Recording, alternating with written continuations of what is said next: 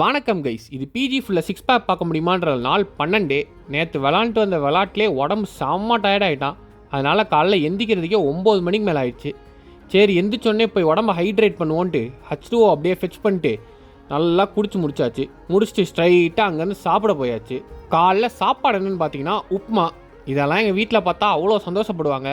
சரின்ட்டு நம்மளுக்கு தேவையான அளவுக்கு உப்புமா எடுத்து வச்சுட்டு சாப்பிட்டு முடிச்சுட்டு என் முடி இருக்கிற நிலமை ரொம்ப கேவலமாக இருந்துச்சு. அதனால் அப்படியே ஸ்ட்ரைட்டாக ரூமுக்கு வந்தோடனே அவனுக்கு கொஞ்சம் எண்ணெயெல்லாம் தடவி கொஞ்சம் நேரம் ஊற வச்சாச்சு. ஊற வச்சுட்டு அப்படியே தலை குளிக்கவும் போயாச்சு. பட் ஊறுற கேப்பில் ஃபோன் மறுபடியும் கதற ஆரம்பிச்சிட்டான். இப்போ வீடியோ எடுக்க ஸ்டார்ட் பண்ணுறதுலேருந்தே இந்த ஃபோன் ரொம்ப கதற ஆரம்பிச்சிடுறான்.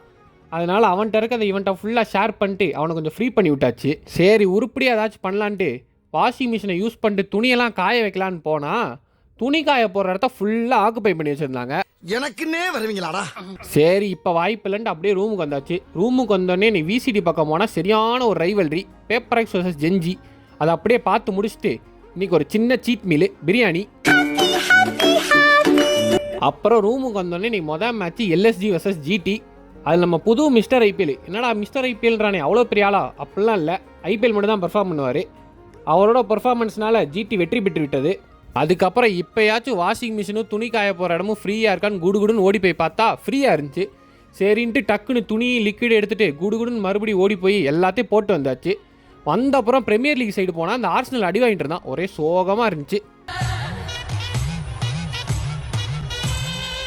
சரி கடைசியில் கம்பேக் தருவான்னு சும்மா நினச்சி பார்த்தேன். ஆனால்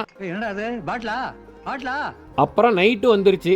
நைட்டு வந்து இந்த சிவப்பு சட்டைக்காரனுக்கும் ப்ளூ சட்டைக்காரனுக்கான மேட்ச்சு. ப்ளூ சட்டைக்காரனை வச்சு மொத்தமாக செஞ்சு விட்டாங்க. அதில் இந்த உப்பு, நம்ம துரந்தர் பையா, சிங்கப்பூர் மாமா, கடைசியாக அந்த கராத்தே கிட்டு எல்லாரும் சேர்ந்து கோலிக்கு ட்ரிபியூட் கொடுக்குற மாதிரி 18 ரன்ல ஆர்சிபி ஜெயிக்க வச்சிட்டாங்க. அதோட மேட்ச்சும் முடிஞ்சிச்சு. நானும் முடிச்சுக்கிட்டேன். மகிழ்ச்சியாக இருங்க. உங்களை நாளைக்கு ஒரு வீடியோவில் சந்திக்கிறேன். போயிட்டு வாங்க.